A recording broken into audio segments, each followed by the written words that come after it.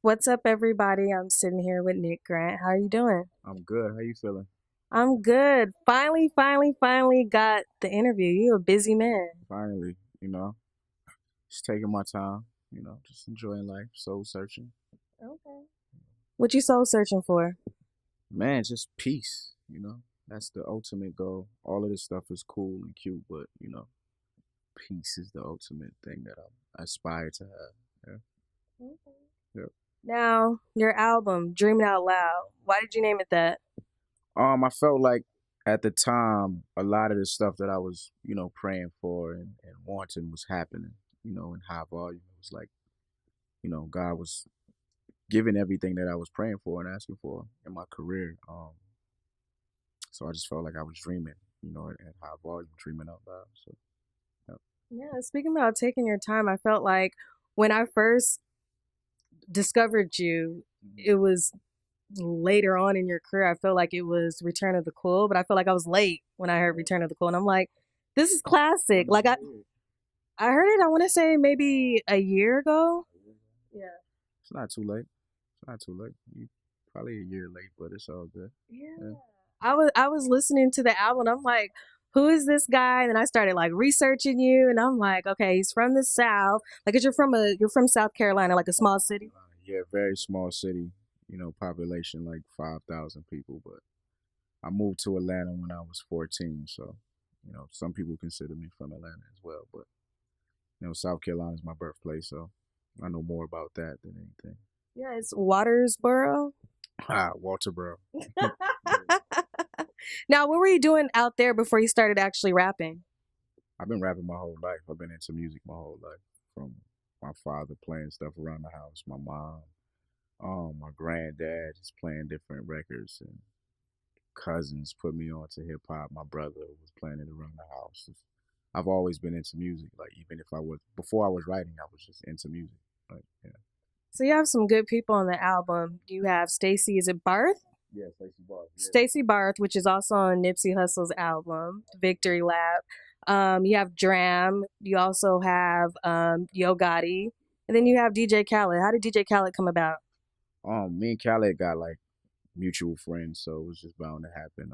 One mutual friend in particular, Latrice Burnett, who has a great relationship with him, introduced us. And Khaled has always been a person that's, just always genuine, always just gives me good advice, like he does for the world and people just through social media. Like that's really who he is in real life. So, um, just him, like just running into him, his energy is just always good. I'm a person that's really big on energy and big on, people just really being who they say they are. So, you know, he like impressed me all over the board, like with his personality and just many different things. And he's a solid individual. If he says he's going to do something, he's going to do it. And he had the feature back to me in no time. So Yeah, Callie is very solid person. Yeah. yeah, that's pretty big. I feel like anytime you have Khaled on an album, it's like certified.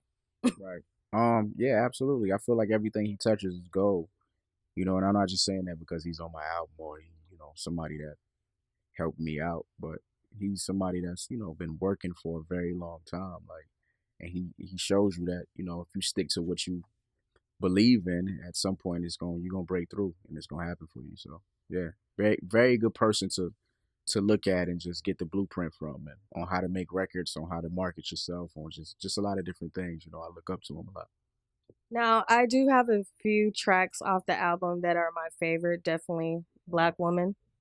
Oh yeah, that's one of my favorite records of all time that I ever created, that I ever wrote. Just inspired by just my mom, my sister, my grandmother who raised me, cousins, aunts, women of the world, women I have relationships with, women I no longer have relationships with that I just learned from, and how to treat them, what not to do in relationships, with in any relationship. Doesn't have to be sexual, but just different things that I learned from women and how to apply it to the next one. So, um, but yeah, Yeah. just an appreciation for women overall. Yeah, I think it's very important. It was very important that you and the rest of the hip hop community kind of give appreciation to the Black woman, because I think we go through so much, and till this day, we're still the most disrespected person in the world. So I think it was very important for you to actually put that out. Yeah, absolutely. Those kinds of records aren't popular. They aren't popular records, and I feel like people have a fear of, loving themselves more than anything. And so to make that record shows that you love yourself and you love your people, and just historically of just people in general, like our people, like we'll go out and help somebody else before we help each other. And, I think that's where the problem that's where you have to fix the problem. If we can love each other, then I feel like we're unstoppable. If I can help you and, do whatever for you and uplift you in any way, and I feel like we can intimidate a lot of people and kind of conquer the world, really. Not to sound cliche, but I just think that's very important to kind of help and uplift and inspire and, pass knowledge down. Because I feel like just as Black people, we don't get a whole lot of, love and attention. So when we get to a place, it's like, oh, everything for me because I come from nothing and I'm not used to having. I don't want to go back to that place. So I'm gonna keep everything for myself instead of like, all right, if I help you out, one day I might get back to that place, and just because I put you in position, you might be able to pull me up. So I think that's what it's about. Yeah, I also like father figure. I think that on that track you were very vulnerable. All of that is everything on that track is facts, correct? absolutely. I don't lie in none of my raps. Absolutely, for sure. I, Yeah, I like that because someone who's African American, Black, it's very relatable. If your parents were on drugs, someone in your family member were on drugs, and I think it's very also important that you touch up on that issue and you kind of let the world in into everything that was going on in your household. for sure. I think that's how you relate to people. In our business and in this business and what we do is it's all about being relatable and letting people inside and letting them know what's going on in your life or what went on in your life. And the people that I grew up on, Tupac is my favorite artist of all time. So Dear Mama and those different types of records, and where he just made himself super vulnerable and kind of let you like, oh, I went through that too. So just inspire people and show them that you're human, because a lot of people look up to you when you're in this position because you come from nothing and you make it somewhere. you know they want to feel like they can do it. So if you have those same stories, it makes them believe that they can get to that place that you're at. So that's all it is for me. I can fall off, something can happen to me tomorrow, um but if I just inspire one person to do this thing, which is one of the hardest jobs in the world, to be an artist is hard. To be a artist, it's a million rappers, everybody raps, today. So to break through and get a record deal and put an album out or put a single out, that's a blessing. So you know if you inspire somebody to do this, you did your job. Speaking of inspiring, your video luxury vintage, you tagged a few people: Slick Rick, Jay Z, Rick Ross, Andre 3000, Eminem. Those are some of your favorite artists. Absolutely. These are people that were played in my house, like I was saying earlier. Um, these are people that I learned everything from, how to be vulnerable, how to share those stories once again, the same thing I'm trying to do for another generation of what these people did for me. Slick Rick, storytelling, Eminem, flow, Jay Z, just his business acumen, his flow, everything about Jay Z. Tupac, being vulnerable once again. Um, Biggie, flow, style, just how he carried himself. He was probably the coolest rapper. So, um, and I feel like paying homage. A lot of people today don't pay homage. They kind of get a hit record or they affiliate themselves with the right person and they blow up and they still don't. Like, these people made it. The person that signed you, they made it possible for them to be able to sign you, for you to be in a position that you're in. So I just feel like you always have to be a student. You always have to pay respect to the people that came before you. I feel like that's very, very important. The old saying of, you don't know where you're going if you don't know where you come from. So Right. I thought it was cool that also towards the end of that video you put Nick Grant and then you put a crown. absolutely. Absolutely. this I love everybody. This is but at the end of the day, this is a sport. I want to be one of the kings. I feel like the Mount Rushmore of MCs will never change. Nas, Jay-Z, those people are like forever embedded in hip hop. That I wouldn't be able to be here, so I would never disrespect them. But in the case of the Kendrick Lamars and J. Cole's, and I feel like that Mount Rushmore for this generation isn't done. So I have to be up there, and every song I attack, every record I attack, if it's not appreciated now, at some point it will be, and I will be in that conversation. So yeah, Now, Kendrick Lamar, would you like to do a record with him? absolutely. One of the best MCs, not just of this generation, but to me of all time. Yeah, He's your top five? I would love to. Right now? Yeah. Yeah, absolutely. Absolutely. He might be number one right now, for sure. Okay. Yeah. Yeah. That's what's up. Now, is there any artist that you want to work with, but you haven't had a chance to work with? Oh man, I'm an old soul. I like Stevie Wonder. I would love to work with Stevie Wonder. I would love to work with I like her a lot. She's very dope. I would love to work with her. Her is amazing. Yeah, she's amazing. I would love to work with her. SZA, of course. I see Man. your dreams finally got answered. You wanted to work with Tweet, and I saw you in the Oh studio with yeah, Tweet. yeah. That was bucket list. That's bucket list. I grew up on her music. And we got a lot of dope records. Like I'm gonna do a project with Tweet, by the way. Okay. Yeah. Is it gonna be like a joint album, or what's it gonna be? Nah, I just want to produce for her and just like let her create and kind of like pick records and make beats. And I just want to be in the room to help because I'm just such a fan of her music. Like she's a pro. She doesn't need my help, but for me to just actually be in the room and be a part of something that she's doing, and for her to like listen to my music and respect my ability, it's like you can't pay for that. Like so, yeah. Tweet was always bucket list. Um, yeah, You know, big huge fan of her. you know who I see you actually doing a record with? Who? Pusha T. Oh yeah, another great. Like he's somebody that I feel like doesn't get the respect that he deserves. He's been around since I was in middle school and still rapping at a high level. So, just another level of respect for him. He's one of the special ones, one of the people that I'm inspired by. Infinitely. So yeah, Pusha T.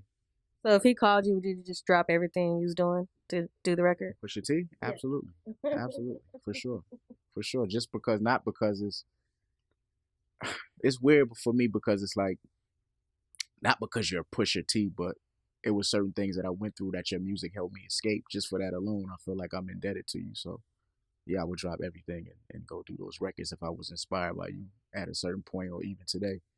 Um, yeah, I would drop everything and go do the record with you. That's what's up. You seem even now, you're like so relaxed, chilled. You're low key. Why? Is there a reason? I'm just always myself, man. I feel like I can't be nobody else. I just like being me. I love being laid back and reserved. I feel like the loudest person. My father used to tell me the loudest person in the room is the weakest. So I'm just I just love to observe people. You know, I can't. You can't. You have to protect yourself. You have to protect your energy once again. If you walk in a room and everybody shouldn't get you, at your highest level. Everybody shouldn't get that. That should be special. That should be saved for people that are special and people that you feel like you can relate to. If I can relate to you, I'm gonna sit back and observe and see how you move. If I like how you move, then I give you 100% of me. So but everybody don't get that. Yeah. I feel like you came in the short period of time that I've been aware of your music. I feel like you've came a long way, and I remember seeing you performing with DJ Khaled at the BT Awards, and that was big because I thought in my head, okay, he's performing outside, but I know that coming soon he's going to be inside performing on the main stage. And I was looking at one of your older tweets, and someone said, "Don't sleep on Nick Grant." Like, how does that make you feel? Like when fans are like, "Don't sleep on Nick Grant. He's the best thing out." It makes me feel really good because I remember like being in my brother's basement, like just writing rhymes to myself that only my friends could hear. So to be able to have a platform and just put out a record and somebody in fucking New Zealand can hear it and they say, "Oh, this is amazing." You can't pay for that, so I appreciate that. You know, infinite amount. Um, special to me. Like I appreciate it. Yeah. Yeah, then you reach, I feel like you're accessible. I mean, a lot of times, you get around artists or you have artists where they're not accessible to their fans. And me personally, I feel like that's when it becomes a problem when you're not accessible. When I say accessible, I don't mean necessarily coming to your house or having your phone number. I mean more so actually like responding to them. If they're saying great things about your music or commenting, like you should respond here and there. Absolutely, you should always respond. Why wouldn't you? You know, these people are supporting you. These people are like trying to uplift you. So I hate that. I hate rappers, man. I don't really like rappers. I don't like people that rap because I feel like once they get to a certain level, it's sometimes even before they get to a certain level, they just feel like they better than everybody, man. It's some people that I really love in this business though, but for the most part, Who are they? it's not. Kendrick was genuine. J. Cole was genuine when I first met him. I was like, the first time I ever did a large show, he let me open up for him. Terrace Martin, very genuine. It's a lot of people. DJ Khaled, Jay Z, Nas. I toured with Nas and Lauryn Hill. Yeah, that's what I was getting to. Like, how was that tour? Amazing, amazing, very genuine people. Me, I was starstruck the whole tour. Like Michael Jordan, like just you playing on the same team as Michael Jordan, and just going out every night. You know, watching him. You sitting on the bench just watching them perform, and it's like, man, like I never really got a chance to tell like Lauren. I remember my cousin died, and it was like my grandma. She didn't have cable, so we used to pop this Sister Act tape in the VCR and like watch this movie over and over and listen to her albums. That was the only album I had in the house. So I felt like God was trying to tell me something. So my cousin was like my best friend. He just died out of nowhere, like got hit by a car. Um, so her music in that movie kind of helped me get and deal with that, that feeling of losing him. Um, so to go from that, and this is 1998. So to go from that to watching her perform the same songs that got me out of feeling like that is like I almost cried like every other night. So it was Oh, wow. dope. Yeah, you did more than what most people did in their life. I was actually a little salty because I went to that concert, but I was like a little late, so I did miss your performance. And then, like, yeah, then and then the year before, I went to Made in America, missed your performance. Oh my God, when am I gonna see him like perform live? So it's like my first time was BT weekend. I saw you perform live. Saw you was at the show, the award show. Yeah, Okay, yeah, dope, I dope. was like backstage. Yeah, that was a dope show. That was like another one of those moments where you're like, man, I used to dream of being here. I was in high school, middle school, even elementary, like just dreaming of having a platform like this to be able to do it. But God has his time for you, and you got to just work toward, work alongside of God's time. So, um, Right. that's just my advice to anybody just trying to be an artist, and you got to keep forward and just stay authentic, man. It's evil out here. It's real evil out here. It's a lot of people like that try to take advantage of you, but you got to just know your heart and know your worth and stick to that. Because if you don't, people will try to take advantage of you. So you got to just focus and just stay sharp mentally and with your craft and Right. physically if you got to knock somebody out as well. So yeah, Now, I have a few verses. Just give me a quick breakdown. Sneak on good, plot on greatness. sneak up on good and plot on greatness. Um, it's just basically like people didn't expect me to be this good, so I kind of snuck up on them. So my next step was to like plot to be even better, to plot to even to be the greatest. So that's basically what that line meant. Okay. Money is the root of all evil that destroyed the family tree. Man,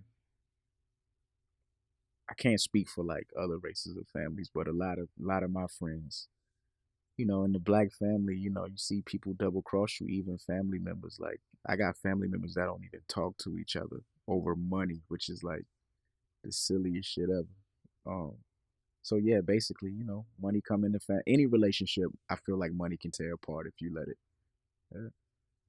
Right. I got my weight up, but still trying my best to diet. The saying when you get your weight up, You know, you getting bigger, you get money, you living on a larger scale. But I'm still trying to be healthy. Weight up. I'm living bigger, but I'm still trying to be healthy. I'm still trying to eat right. I'm still trying to take care of myself because I realize if I don't do that, none of this beautiful stuff around me means anything. Now, what's up? What's next up for Nick? Man, I'm working on something really special. I'm dropping an EP later this month. Dropping a video on Valentine's Day for the first single, Pink Starburst. That's exclusive, by the way. Oh, that's perfect. My birthday is the day before Valentine's. So I'm dropping the song the day before and video on Valentine's Day. Yeah. So I'll know about it, right? Absolutely. Okay, and then when's the album coming out? Full album, because I feel like Dreaming Out Loud was a full album. Return of the Cool was a full album. I don't understand these mixtapes. Yeah, it was a both of those were full albums, you know. This is just something to keep my name in the conversation. I feel like my first real like album is gonna be this album that I have by the name of Sunday Dinner. Um, my dream is because I work closely with Terrence Martin is to have him produce it. Um, who I'm like a huge fan of, who kind of like when I moved to LA, kind of was like the first person to embrace me and get me in the studio and work with me and help me get new music. Mars from 1500 to Nothing did the same exact thing for me. So I love Mars. He's really, really talented. yeah, Mars is like cool, like slowly becoming best friends. Mars is like my guy. That's who just called me when I answered the phone. So yeah, that's my guy. Yeah, just those two guys kind of embraced me, like kind of gave me good advice. Yeah. Okay. Speaking of advice, do you have any advice to up and coming artists that really don't have the funds, or they're struggling on their career, but they know that they want to be a rapper? Man, I could just give you my story because I just feel like everybody's path is different. So my story was I was working at a car wash and I was hustling a little bit on the side and I saved up money and I was like, yo, I don't want to work a regular job. So I probably saved up like 7 grand and I was like, all right, I'm gonna do it myself. Um, did it myself, recorded the music, mixed everything, put it out. And a guy by the name of Jason Jeter hit me up and said, yo, I want to put this project out. And this project came to be 88. And that was the project that got me all the attention. So with that being said, I feel like it's faith, having faith in yourself, believing in yourself, and taking the first step. If you never try, then that's the ultimate fail. That's what's up. Well, you heard it first from Nick Grant. Thank you for stopping by. Thank you. Thank you for having me. I appreciate it.